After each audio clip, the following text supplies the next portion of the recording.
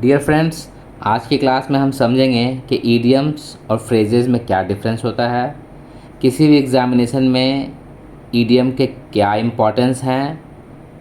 अगर आप competitive exams देते हैं या आपने उसके पेपर देखे हैं तो आपको अंदाज़ा होगा कि कितना ज़्यादा ईडियम्स उसमें पूछा जाता है।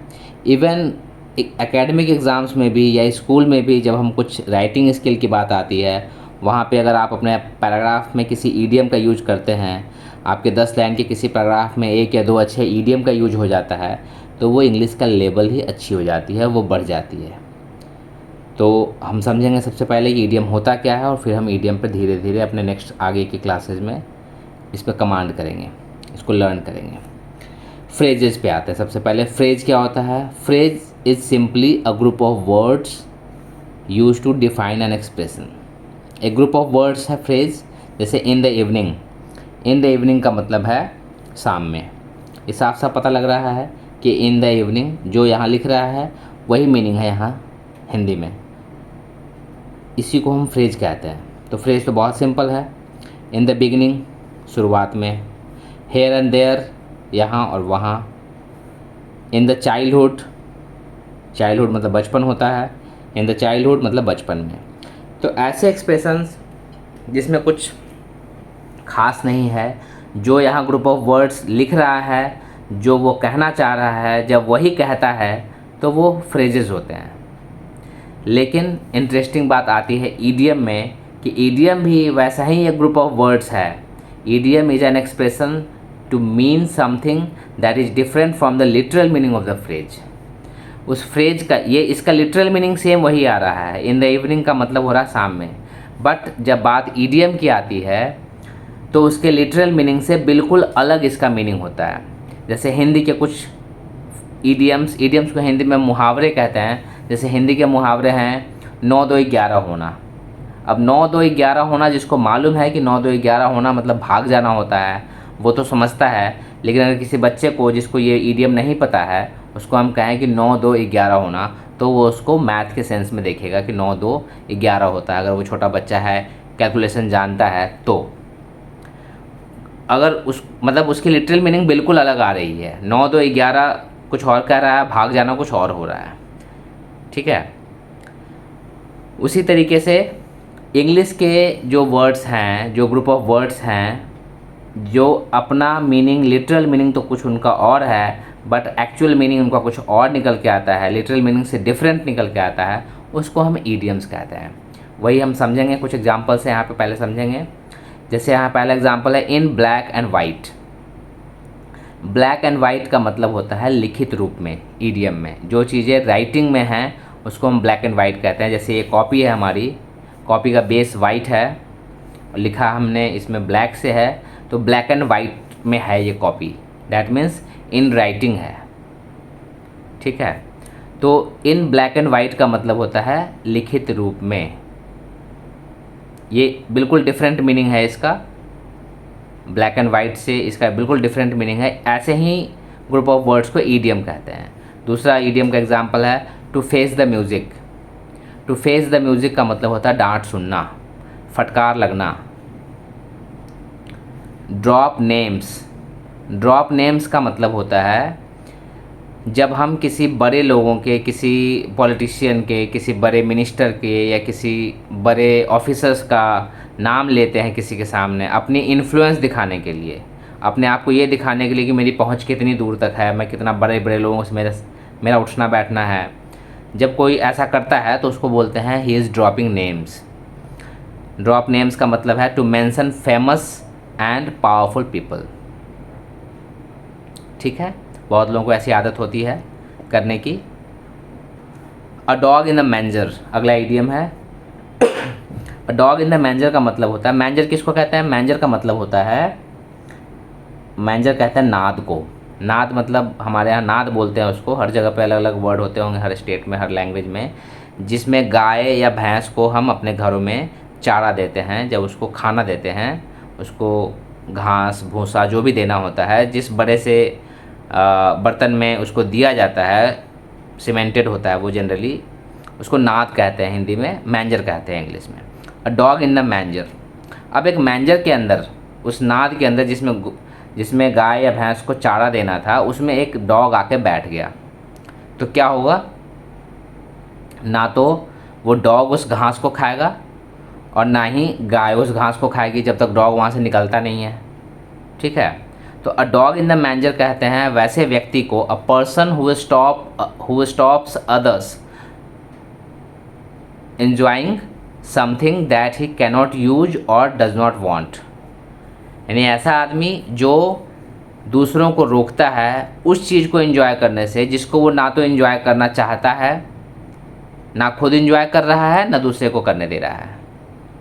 ठीक है, वैसे व्यक्ति को अ डॉग इन द मैंजर कहते हैं। जैसे एक एग्जांपल देता हूँ मैं आपको। मान लो घर में कोई शादी ब्याह का माहौल है, सब लोग एंजॉय कर रहे हैं।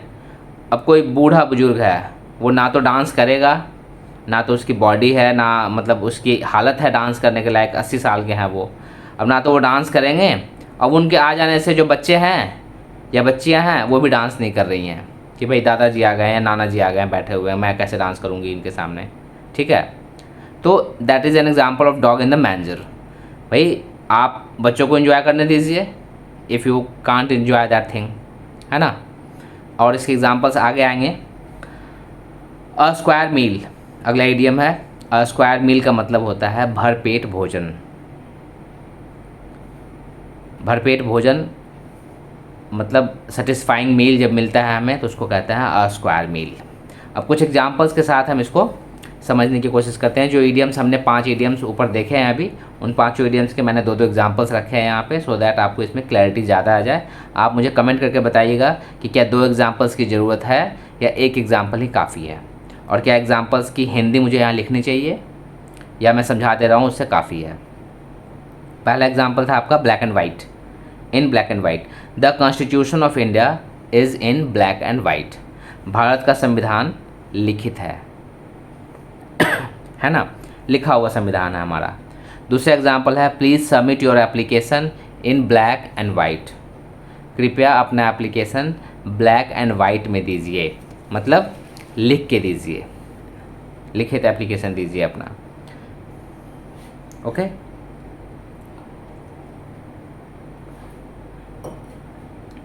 Students were making noise, they will have to face the music. दूसरा इडियम था हमारा face the music.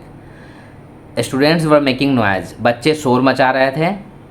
They will have to face the music, उनको डांट सुननी पड़ेगी, उनको अब डांट खानी पड़ेगी।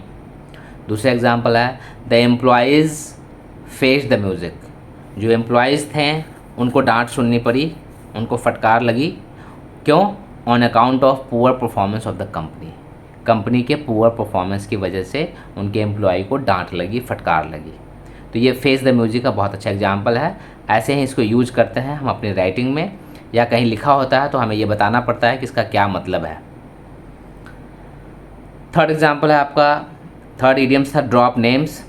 When he was stopped bye traffic police, जब उसको ट्रैफिक पुलिस ने रोका, ही स्टार्टेड ड्रॉपिंग नेम्स, तो वो ड्रॉपिंग नेम्स करने लगा, यानी बड़े बड़े लोगों का नाम लेने लगा। भाई वो विधायक मुझे जानते हैं, वो एमपी मुझे जानते हैं, वो डीएसपी मुझे जानते हैं, हाँ, ताकि वो ट्रैफिक पुलिस वाला उसको छोड़ दे। ठीक है, ये स्टार्ट और स्टॉप, ये 2 ऐसे वर्ड हैं जिनके बाद का वर्ब हमेशा आईएनजी फॉर्म में ही आता है, जिसको जिरंड फॉर्म कहते हैं। ये ध्यान रखिएगा आप, स्टार्ट, स्टॉप, ऐसे बहुत सारे वर्ड हैं।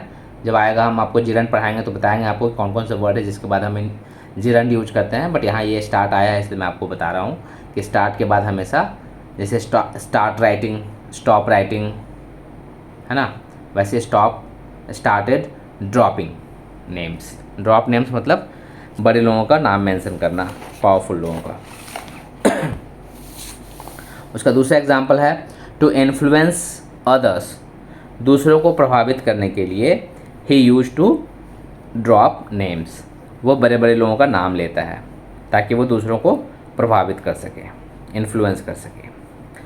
नेक्स्ट इडियम्स था dog in the manager. Example मैंने आपको हिंदी में एक देख के बताया था छोटा सा, हम उसको फिर देखते हैं सेंटेंस में।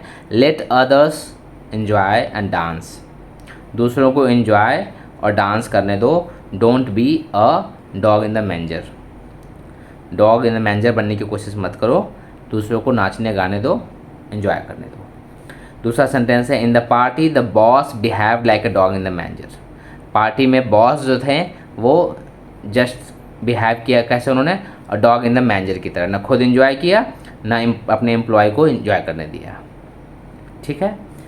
नेक्स्ट ईडियम है हमारा स्क्वायर मील। स्क्वायर मील के दो एग्जांपल्स हैं। He has not had a square meal. यहाँ हैज़ है और फिर यहाँ हैड है। क्यों? क्योंकि यहाँ हैज़ के बाद वर्ब का थर्ड फॉर्म होता है, ये मेन वर्ब की तरह यूज हो रहा है। ठीक है। हैज़ हैव के ऊपर भी मैंने एक वीडियो बनाया है, मैं शेयर करूँगा आपसे। He has not had a square meal मतलब उसने नहीं खाया है भरपेट भोजन। कब से? फॉर 2 days, 2 दिनों से। उसने 2 दिनों से भरपेट भोजन नहीं खाया है। दूसरा एग्जाम्पल है they enjoyed a square meal in the party. उन्होंने पार्टी में स्क्वायर मील एंजॉय किया, भरपेट खाया, खूब मज़े किए, खूब अच्छा खाना खाया। ठीक है। तो इस तरीके से अब हम अगर इस सेंटेंस में दे एन्जॉयड अ गुड मील, है ना, ऐसा कुछ लिखते हैं तो वो बात नहीं आती जो स्क्वायर मील लिखने से आ रही है। ठीक है। ये हमारे ईडियम की वजह से हमारी इंग्लिश का स्टैंडर्ड बढ़ जाता है अगर हम राइटिंग स्किल की बात करते हैं तो। और कॉम्पिटिटिव एग्ज़ाम्स की बात करते हैं तो वहाँ पे अगर ऑब्जेक्टिव एग्ज़ाम्स हैं तो उसके बहुत इंपॉर्टेंस है। वो ऑब्जेक्टिव्स में इसके मीनिंग पूछे जाते हैं आपसे कि स्क्वायर मील का क्या मतलब है यहाँ पे। और अगर डिस्क्रिप्टिव एग्ज़ाम है तो वहाँ पे आपको कुछ लिखने के लिए दिया जाता है, प्रेसी हो या लेटर हो, राइटिंग हो किसी भी तरीके की, वहाँ पे आपसे एक्सपेक्ट किया जाता है कि आपकी राइटिंग में कुछ अच्छे ईडियम्स यूज हों। That will show your level of knowledge of English. ठीक है। तो आई होप कि आप ईडियम्स के मीनिंग को समझ रहे होंगे। और अब आगे की क्लासेज में, अब ईडियम मैंने आपको समझा दिया है तो नेक्स्ट क्लासेस से मैं हर 2 दिन पे कोशिश करूँगा कि 10 ईडियम्स आपके साथ मैं शेयर करूं, जिसके मीनिंग बताऊं और उसके एग्जांपल्स के साथ मैं उसको समझाऊं, सो दैट आपको धीरे धीरे कम से कम 1000 ईडियम्स आपको याद करने हैं। ठीक है। और ये कितनी आसानी से, 1000 सुनने में लगता है बहुत ज़्यादा है, बट इतनी आसानी से वो याद हो जाएगा आपको कि आपको पता भी नहीं लगेगा। ठीक है। Thank you for watching. तो वीडियो अच्छा लगा हो तो आप शेयर करें, सब्सक्राइब करें और कमेंट करें। Thank you.